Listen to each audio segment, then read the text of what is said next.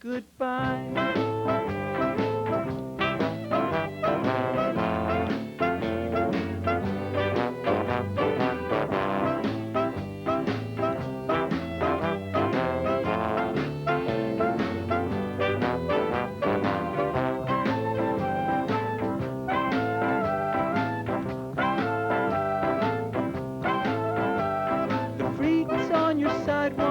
Immigrants too, your criminal element, the queer and the blue, we're all one, and we're all in this together. Cops rarely come, so we're basically free to do what we like, and I like what I see, so I'll stand on my rooftop and sing. Ghetto of mine, you made me feel so alive. I'm gonna miss you when I go, so goodbye.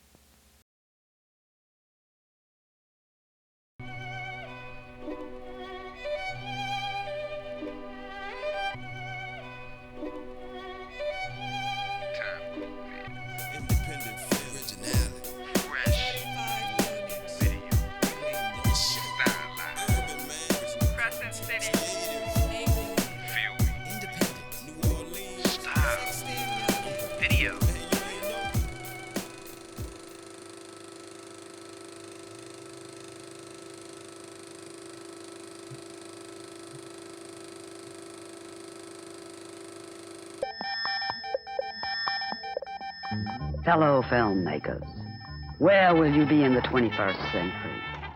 What will you do if there is a nuclear war or gigantic terrorist attacks? When your film lab is reduced to rubble, how are you going to keep making films? Watch Madam Winger Makes a Film, a survival guide for the 21st century. The bad news is this. Film for photographs and movies still contain gelatin, which is made from animal bones. I hope that one day a vegetarian film will be used. After all, toothbrushes used to be made from boar bristles. And now, welcome to Madam Winger, miniature pig and independent filmmaker rescue sanctuary. Hi, I'm Madam Winger. The good news is that it can be easy to make a film. You don't need a lot of money or a film lab, not even a camera. And you certainly don't have to keep up with the latest technology. For the next few minutes, I'll be showing you some of my all-time favorite filmmaking techniques, from drawing and scratching pictures onto clear film, to filming and hand-processing your own movie film. Just remember, you do not need lots of money or the latest digital gizmo to make a good film. You just need a good idea. We're not going to talk about sound today, except to say that silent films are nice, too.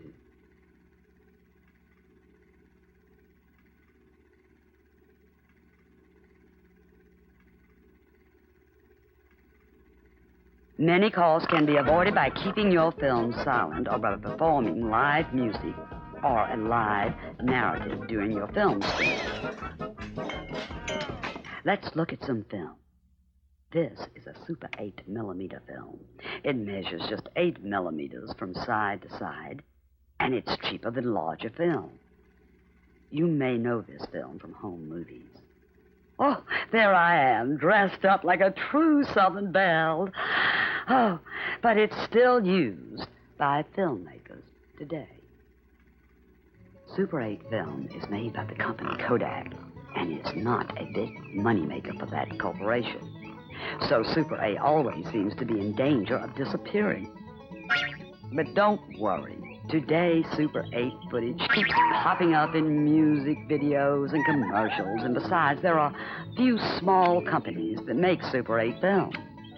If Kodak stops making 8 film, don't fret, it still will be made. This is a 35mm motion picture film.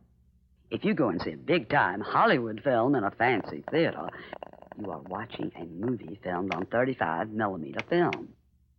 This film is pricey. I find it useful for low-budget filmmakers who draw directly onto the film because they have a much larger surface to draw onto. This is a 16mm film, my favorite.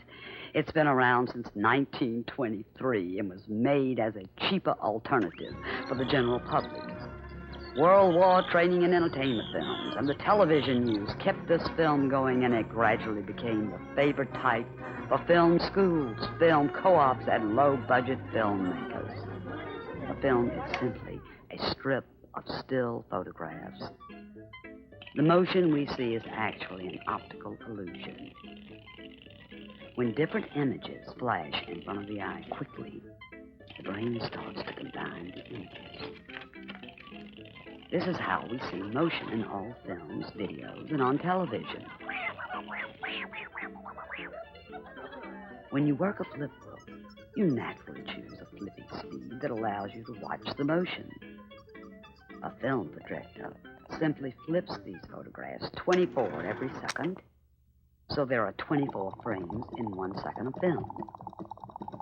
Camera animation is one of the many filmmaking techniques that is quite inexpensive, even cheaper than video making.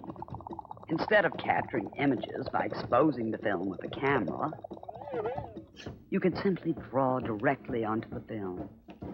You can buy clear leader from a film editing supply store, or even bleach away images from old films using diluted household bleach. To draw your pictures, you may use permanent marker. Inks for film are just anything that will stick to the slick surface of film. You can also tape very small, thin objects to the film.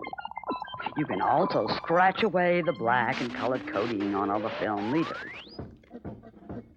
You can even scratch lines and designs onto film images, on old films of your own films. If you tune in to different radio stations while watching your film, you'll notice that many types of music will sync up nicely with your film. There are so many different types of film and cameras that I'll just give you an overview so you get the basic idea. Now, this is a Bolex camera, which takes 16mm film. You should know what all the gadgets and knobs on your camera are for. You load the film into the camera. Super 8 cameras are always easy to load. 16mm cameras are all different. Remember, a library book, a film course, or a fellow filmmaker can give you the details. This film is an overview, so you'll get the idea that filmmaking can be a simple process. Here is the light meter. This measures the light and tells you which f-stop to use. There are lots of different types of films. Today we will be working with a black and white film stock. This is a film which you can process yourself with chemicals in your own bathtub. You put the chemicals in buckets, of course, and you must wear gloves. You can process your own film using the same chemicals which photographers use to process their pictures. You can tint and tone your films with the same kits that still photographers use. You can set up your own darkroom. A bathroom works well because you can set up a wash bucket of running water. Here are the supplies you'll need. Rosie, magnolia, pansy, daffodil, dandelion, NOLA, daisy, come and help me, little darling.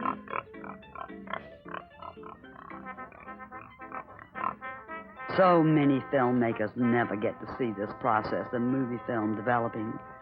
I hope this film will inspire you to learn more. Please remember that it is a good idea behind a film and not fancy technology or a big budget that makes a great film. In this new century of changing digital technology, you may want to hide out in your own homemade film lab bomb shelter. Or you might take the barest of materials into your kitchen and make a lovely little flick about something you love. Filmmaking is fun, so get going.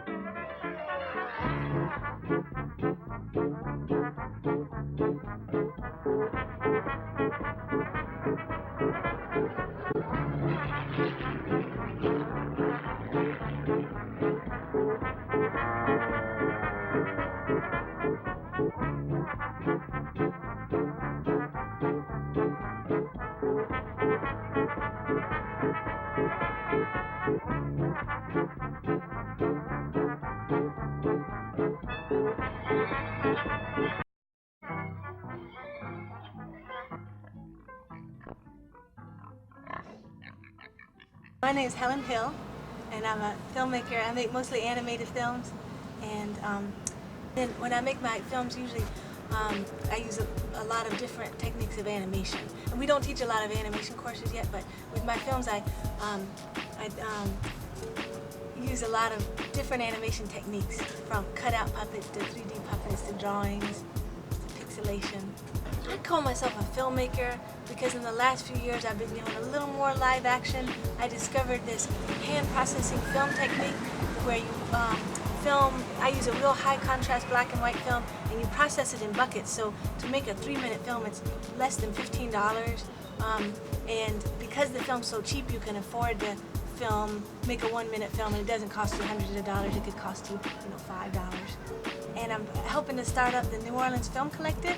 There are these two guys, Wise, Wolf, Dean, Pascal, and they collected all this gear for a long time. And then when I moved back to New Orleans to stay, I was able to start teaching workshops with the gear. And we teach the lowest budget types of filmmaking possible. Everything from when you draw directly onto the film to Super 8 to when you process your own film, just like photographers process their film, just in buckets of chemicals. And it's the really low budget because right now our workshops are all $30, but you make a 3-minute film. Sometimes it's Super 8, sometimes it's 16mm, sometimes it's drawing directly on film.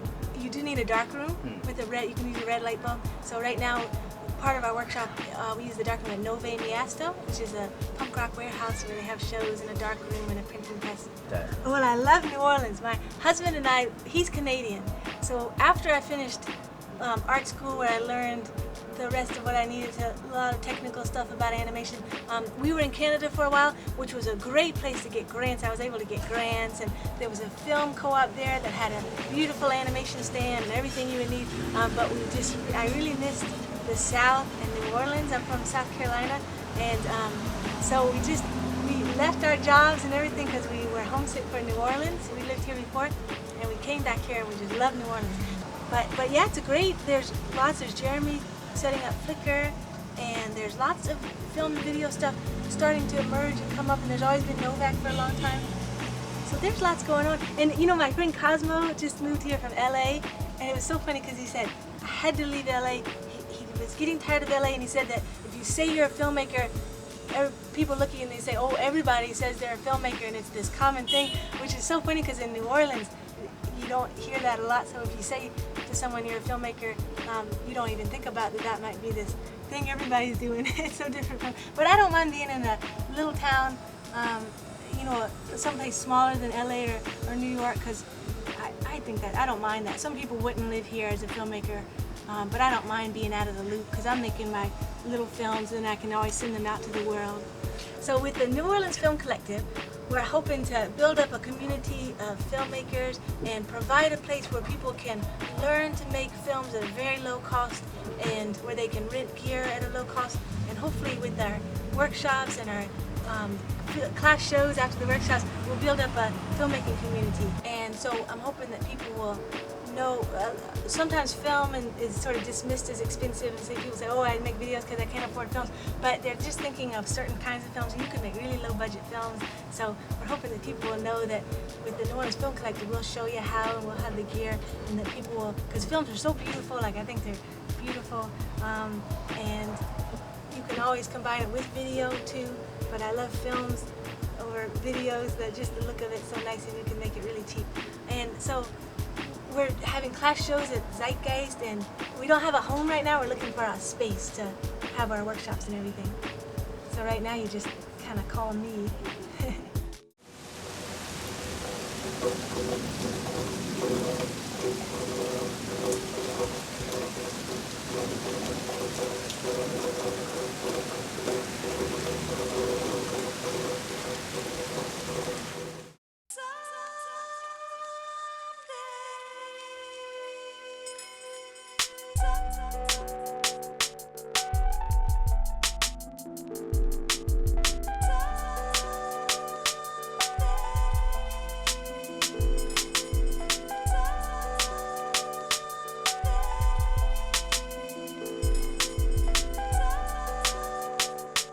Timecode NOLA.com.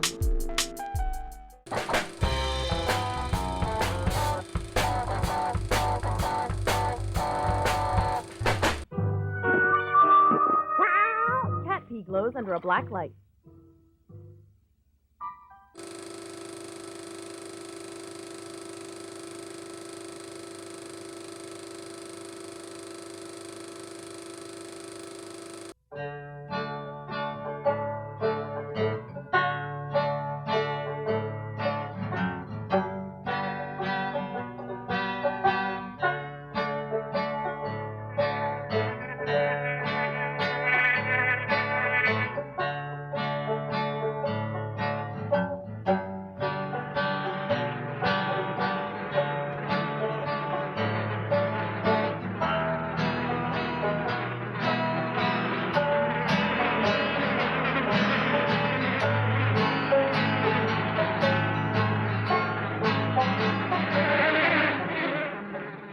Maybe it was the hornets. My grandfather kept a hornet's nest hanging in a corner of his house. I don't know how he'd gotten the hornets out, and now something had gotten into his kidneys.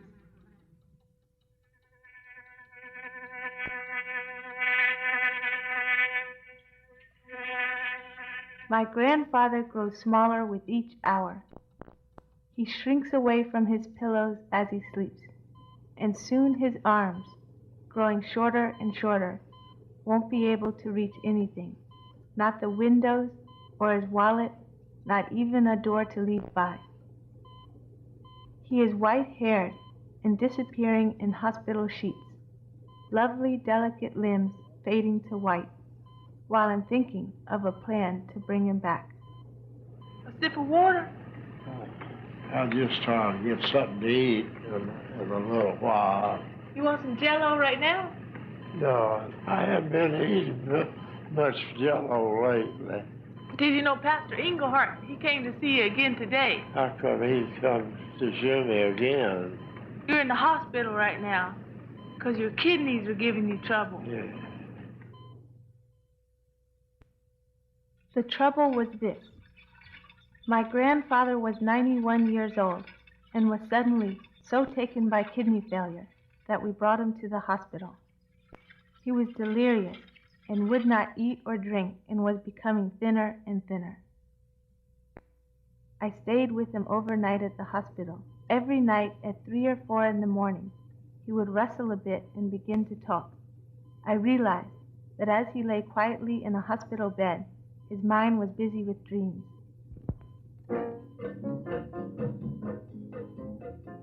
Years ago, he played this record over and over and over again in his back den, while my brother and I and all the other neighborhood children would dance to it and watch him show us all his jump roping tricks and how he could walk on his hands.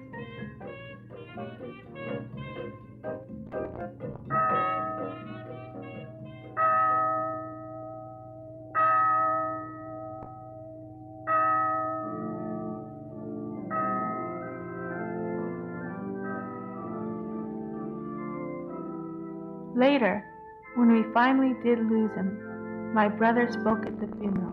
When I was 6, Pop built a 3-foot-high tightrope in the backyard. He drove us and other kids around the neighborhood in a 2-seater tandem bike, which to us may as well have been a rocket ship. On that same bike, he would demonstrate to the amazement of all that he could ride it backwards. Pop had a coin collection and built model airplanes which would fly on kerosene. He did headstands on tables in the kitchen. He threw us birthday parties in the backyard, put nickels on the train tracks to get flattened by passing trains, and would take the family out to eat to Dutch Square so Helen and I could see the monkeys at Cromer's.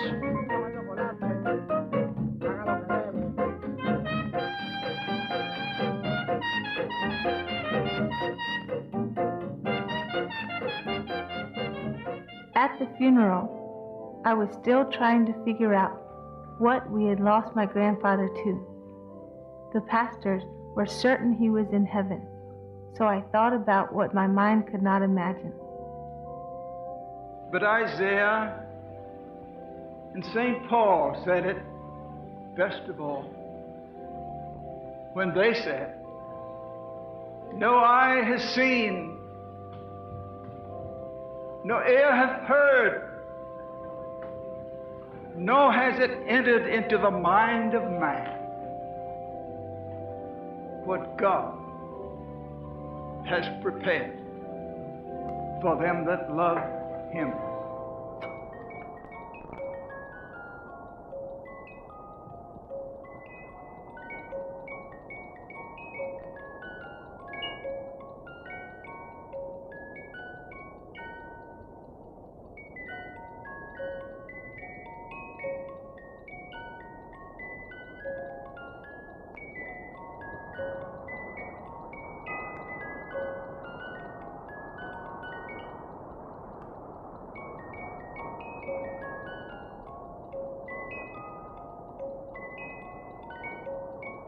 But before the funeral, before we lost him, I was working on a plan to bring him back. In his delirium, my grandfather imagined that he was still working on the train, delivering mail in the southern states, eating in restaurants downtown, or heading north on a car trip. Where are we going? I don't know. Just roaming around up in Asheville. Yeah? In the mountains? I got the real train serves coffee.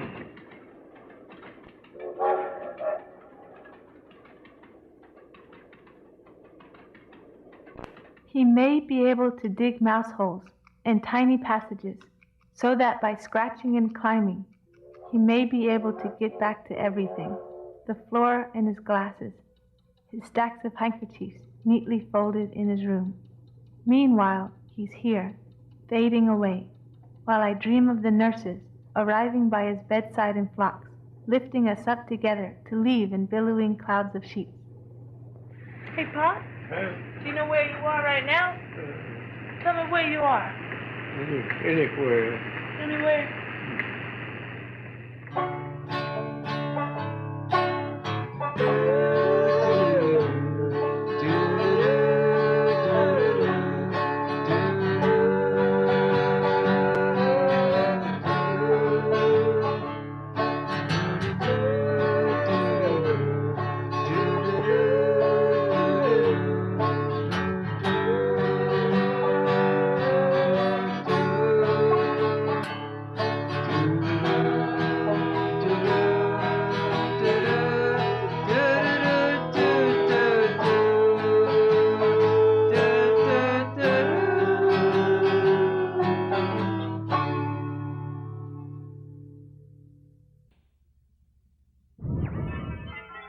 for a different way to say I love you? Dutch, ik hou van jou. Japanese, tsukiyo. In Spanish, te quiero. French, je t'adore. Swahili, nakupenda.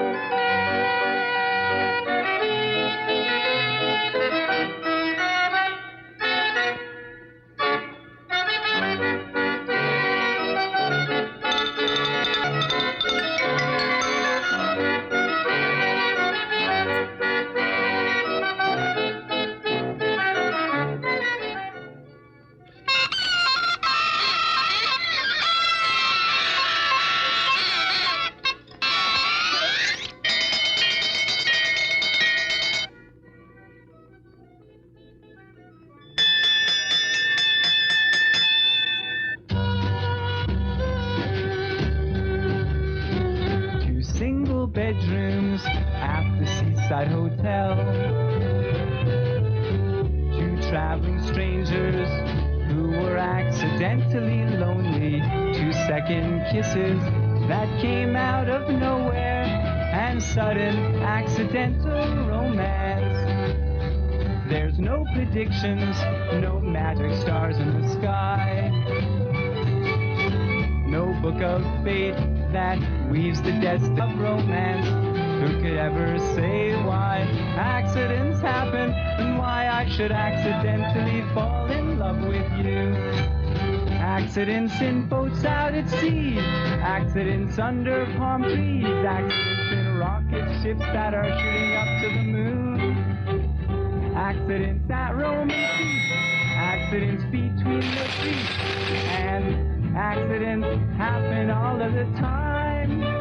Two handsome strangers at the ballroom uptown. Two nighttime dancers who were accidentally single. 200 waltzes that went through the evening, and sudden accidental romance.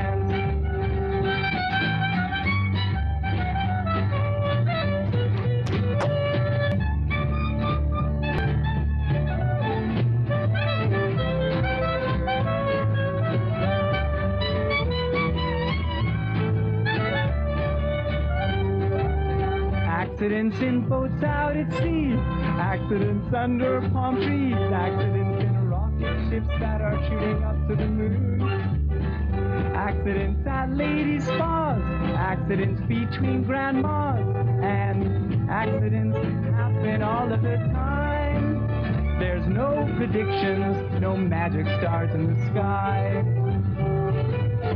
no book of fate that weaves the destinies of romance. Who could ever say why accidents happen and why I should accidentally fall in love with you?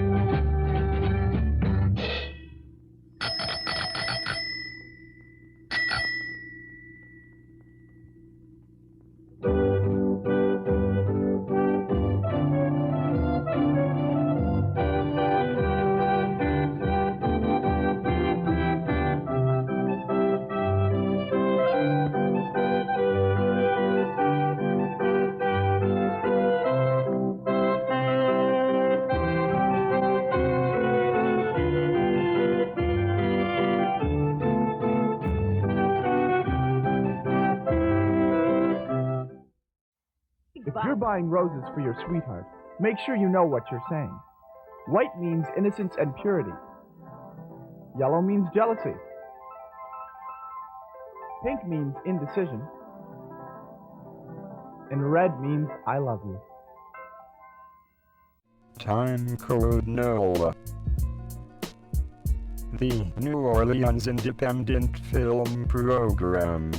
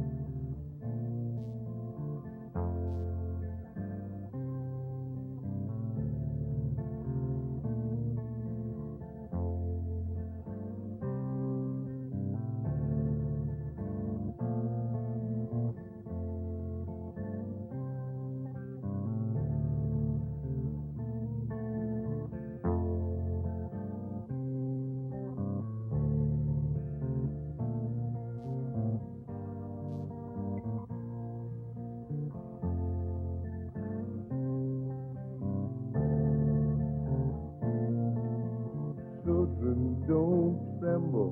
I saw it rain for 3 miles, and when it hit, I was walking among them. The long, drizzly strands of rainwater, 'cause the rain is a friend of mine.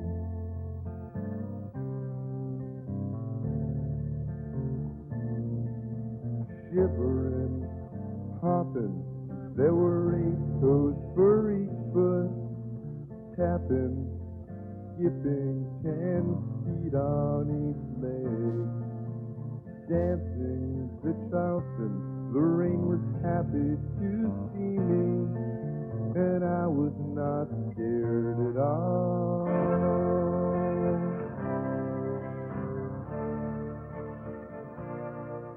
The rain marched around, bumping into each other, stopped to shake hands every once in a while.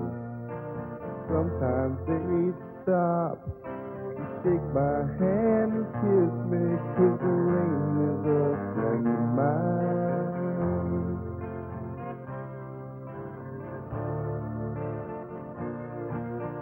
Fidgeting, rain, dropping hints about leaving. Some tried to bow, and they fell into puddles. The rest got their hats and shuffled down the highway, looking to meet new folks.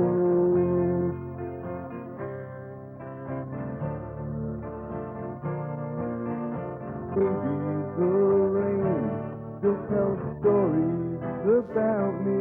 I know that when I said goodbye to my buddies, I was proud of myself and went home to eat supper, and I was not scared at all.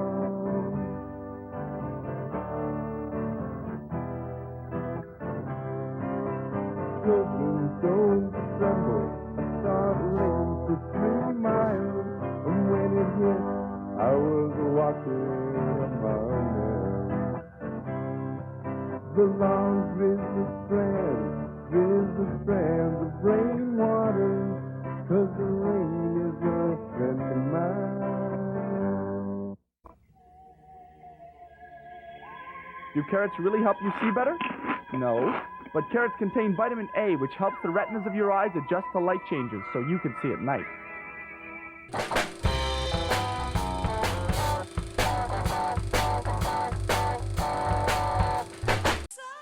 Timecode NOLA.com.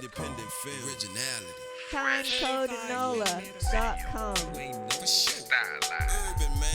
Crescent City. 8mm. Independent. Video. Log on to www.timecodenola.com. You heard me? Timecodenola.com. Save big bucks. Shop secondhand, buy used books and used CDs. If you can wait, they'll show up.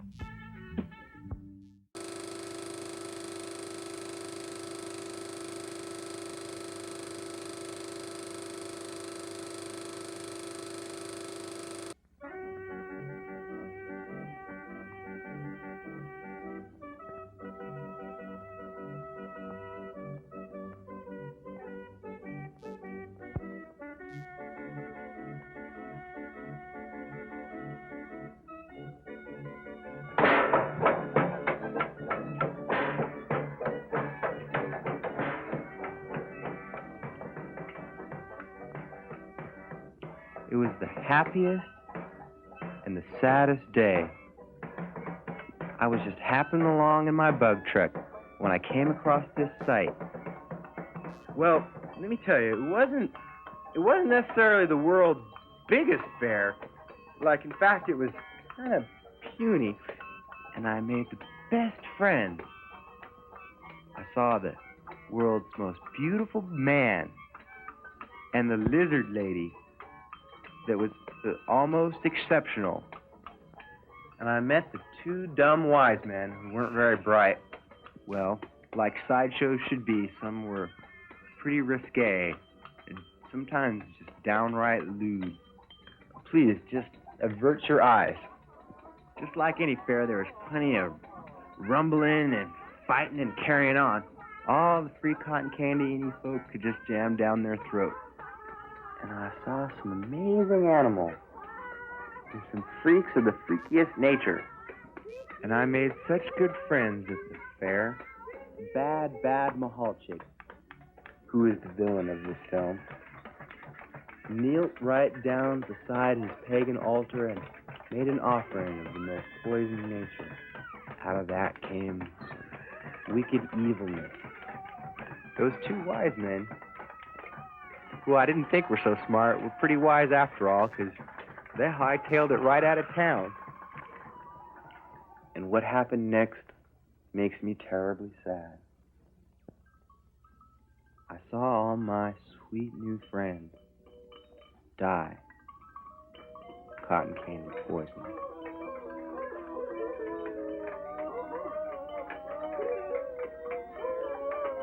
And while the cotton candy didn't kill me right off, and I still live to tell this tale, it made me awful weird in the head, and I saw visions which weren't quite real.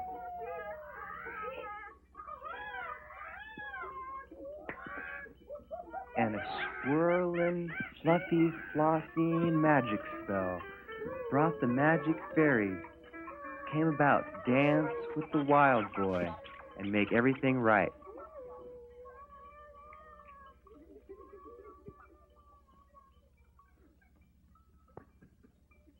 And they did quite a dance, quite a jig. The thing about making friends is sometimes you don't have friends for a very long time. And, well, but I can honestly say that I knew these friends till the bittersweet end. Sit down, watch the kids film. I'll tell you a tale. About the world's biggest tragedy is the world's smallest fair. If you're running down the street and you have to make such friends, most people wouldn't stop right close, but I ain't one of them. Oh, the world's smallest fair.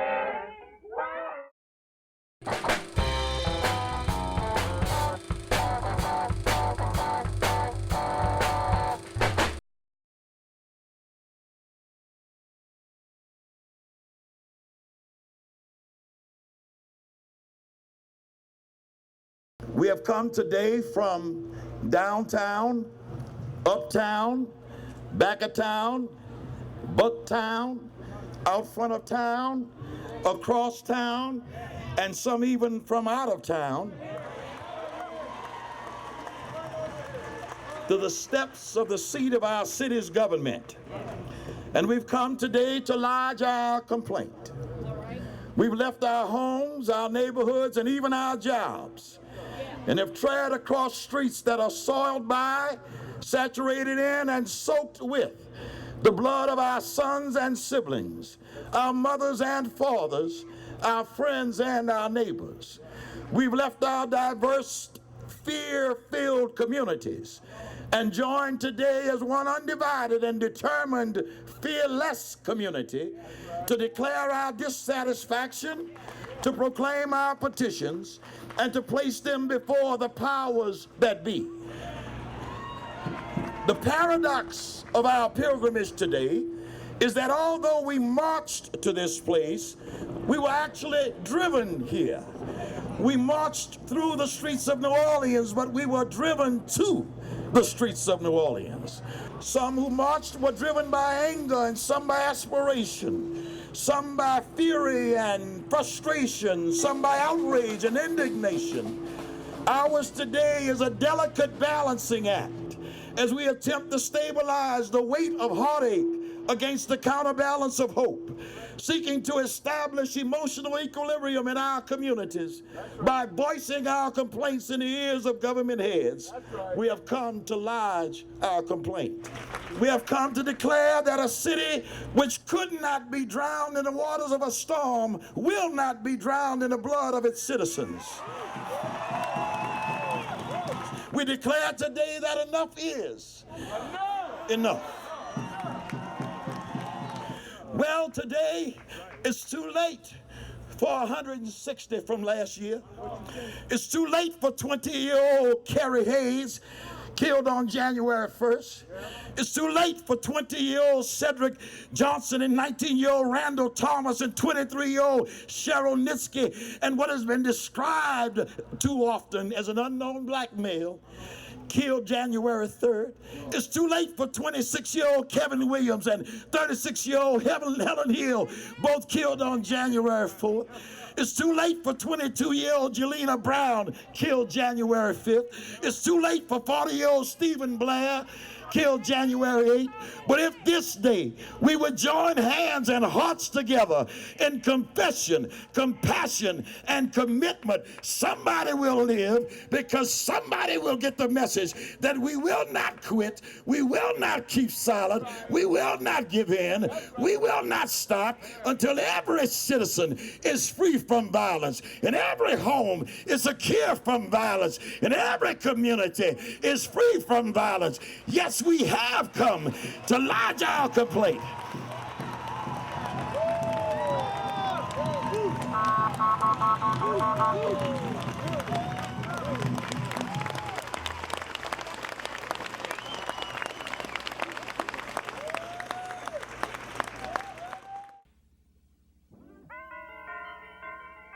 Eating chocolate has always been linked with love. The exact reason for this link remains one of nature's mysteries.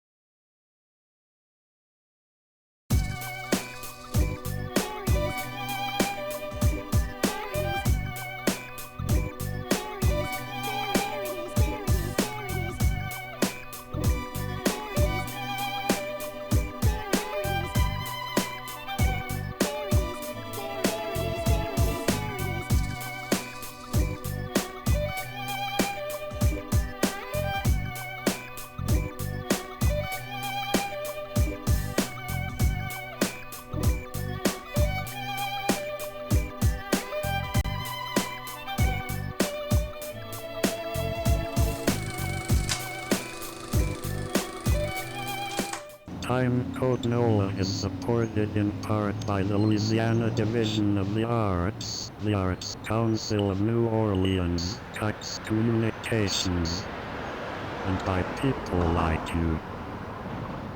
So you're a filmmaker, huh? You sit around with your partners talking about you gonna shoot this or I'm gonna shoot that. You ain't shooting shit.